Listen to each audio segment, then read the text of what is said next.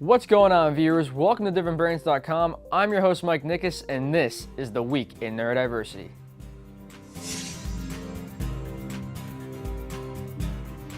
To kick things off, a young boy with autism has found his new best friend in the form of a service dog.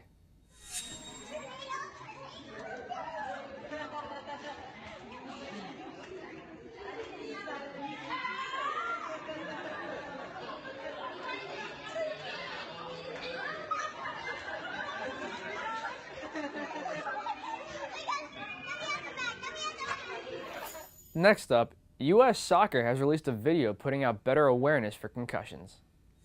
As a player and as a competitor, I get it. The last thing you want is to be taken out of that match, out of that big game when you feel a little off. But that's the issue.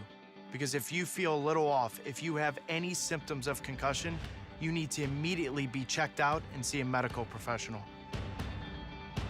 There were times in my career I wasn't honest with my coaches, my teammates, my parents, and it only made things worse. When you recognize the signs and symptoms of a concussion and you do something about it, you are already on the road to recovery. Dr. Edward Shaw has written the 5 love languages to help families with loved ones suffering from Alzheimer's. One of the things that I do in counseling care partners and families on the journey is to use an application of the 5 love languages called words of affirmation. So when their loved one with dementia asks the same question 10 times, maybe within a 10-minute span, rather than snapping back and saying, if the question was, when are we going to dinner, rather than saying, I've told you that 10 times in the last 10 minutes, don't ask me again, right, which is going to leave the care partner feeling bad and also the person with dementia feeling bad.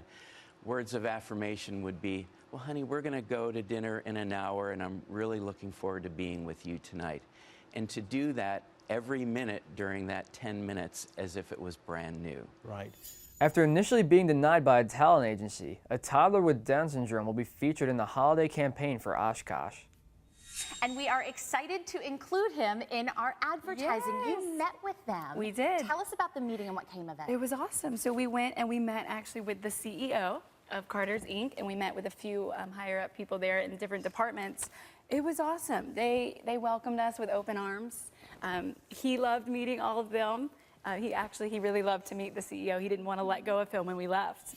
And finally, have you heard of the paralyzed monkeys that can now walk after receiving a brain implant? Let's take a look.